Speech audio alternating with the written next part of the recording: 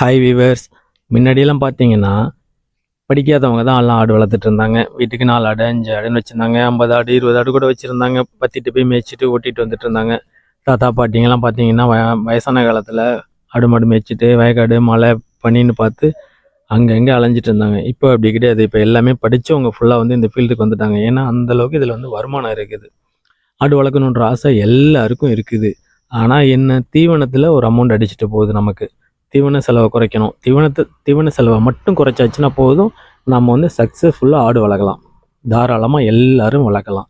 20க்கு 20 இடம் இருந்தாலே, செட் இருந்தாலே போதும். தாராளமாக நம்ம வந்து ஒரு 10 தாயாடு ப்ளஸ் அதுங்களோட குட்டி 20 குட்டிங்க சேர்த்து 30 ஆடுக்கு தாராளமாக 20க்கு 20 இடமே போதும். தீவனத்தில் தாங்க நமக்கு காசு அடிச்சுட்டு போகுது.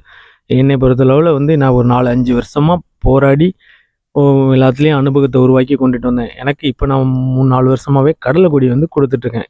கடலைக்கொடி வந்து முழு நேர தீவனமாகவே நான் கடலைக்கொடி கொடுத்து ட்ரை பண்ணி பார்த்துட்டேன். எந்த பிரச்சனையும் கிடையாது. ஒரு சில பேர் சொல்கிறாங்க, கடலைக்கொடியே நம்ம முழு நேர தீவனமாக கொடுத்துட்டு இருந்தோம்னாக்க போடுற குட்டிங்க வந்து ரொம்ப நொஞ்சலாக ஒரு மாதிரி இருக்கும், ஆக்டிவாக இருக்காது அப்படின்றாங்க. அப்படியெல்லாம் ஒன்றும் கிடையாதுங்க.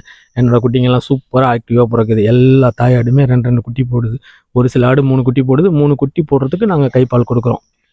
மற்றபடி முழு நேர தீவனம் கடலைக்கொடி கொடுக்குறோம். தாயாடுன்றதுனால வந்து நம்ம வந்து வெயிட் கெயின் அதில் பார்க்க தேவையில்லை. ஆடு சராசரியாக நீங்கள் பார்த்தீங்கன்னா, ஒரு ஆட்டுக்கு வந்து 2.5 கிலோ தீவனம் தேவைப்படும். பசுந்தீவனமாக இருந்துச்சுன்னா நமக்கு 2.5 கிலோ தேவைப்படும். உலர் தீவனமும் நம்ம வெறும் கடலைக்கொடி கொடுக்கும்போது 1 கிலோ 1.5 கிலோ கொடுத்தாலே போதும்.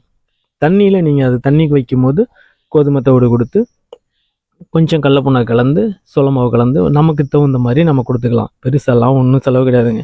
மிஞ்சி போனால் ஒரு ஆட்டுக்கு ஒரு நாளைக்கு ரூ. 3 4 செலவு பண்ணால் போதும். ஒரு தாயாட்டுக்கு ரூ. 3 4 செலவு பண்ணாலே போதும். நம்ம வருஷத்துக்கு இப்போது 6 மாதம் தான், 6 மாதத்துக்கு 2 குட்டி தாராளமாக எடுக்கலாம். ஆட்டில் வந்து அவ்வளோ வருமானம் இருக்குது. இப்போ படித்தவங்க படிக்காதவங்கலாம் இல்லை, எல்லாருமே இப்போ ஆடு ஃபீல்டுக்கு வந்துட்டாங்க.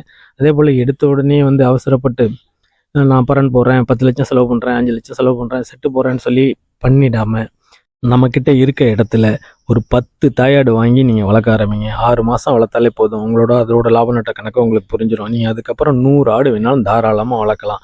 அதே போல் நீங்கள் ஆடு வளர்க்குறதுன்னு முடிவு பண்ணிட்டீங்கன்னா, உங்கள் ஏரியாவிலையோ இல்லை அடுத்த ஏரியாவிலையோ கடலைக்கொடி எங்கே கிடைக்குதுன்னு பார்த்து கடலைக்கொடியை வாங்கிட்டு வந்து இந்த மாதிரி நல்லா போர் போட்டு கடலைக்கொடி மேலே கொஞ்சம் கொஞ்சம் கல் உப்பு தெளித்து தண்ணி தண்டாத அளவுக்கு வச்சு மேலே படுதா போட்டாலும் சரி, இல்லை நீங்கள் வந்து தகர சீட்டு போட்டாலும் சரி போட்டு அதை ஏற்றி நல்லபடியாக காய வச்சு இந்த மாதிரி லோடு பண்ணி வச்சுட்டிங்கன்னா, ஏற்றி வச்சுட்டிங்கன்னா 3 வருஷம் ஆனாலும் கெட்டு போகாது உங்களுக்கு. கடலைக்கொடி வீணாக போகிற பொருள் கிடையாது. அப்படியே இருக்கும். நம்ம கருவாடு மாதிரி அப்படியே இருக்கும்.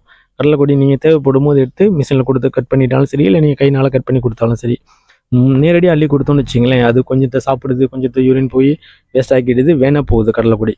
நான்லாம் வந்து கையினால தான் கட் பண்ணி கொடுத்துட்ருக்கிறேன். சாப்கட்டில் கட் பண்ணால் எனக்கு வந்து ரொம்ப தூளாக போகுது. அதனால் நான் சாப்கட்டில் கட் பண்ணாமல் கையினால் தான் கட்டை வச்சு 10 நிமிஷம் 20 நிமிஷம் ஆகும் எனக்கு.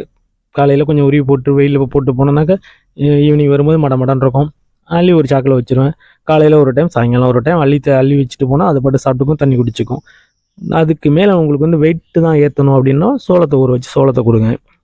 அந்த மாதிரி உங்களுக்கு அடிஷ்னல் தீவனம் என்ன கொடுக்கணும்னு தோணுதோ நீங்கள் அதை கொடுக்கலாம். தாராளமாக ஆடு வளர்க்கலாம். ஆட்டில் வந்து அவ்வளோ ப்ராஃபிட் இருக்குது, நல்ல லாபம். நீங்கள் ஒரு 10 தாயாடு வாங்கி வளர்க்க ஆரம்பிச்சிட்டிங்கன்னா அதுக்கப்புறம் உங்களுக்கு அந்த ஆசை விடவே விடாது.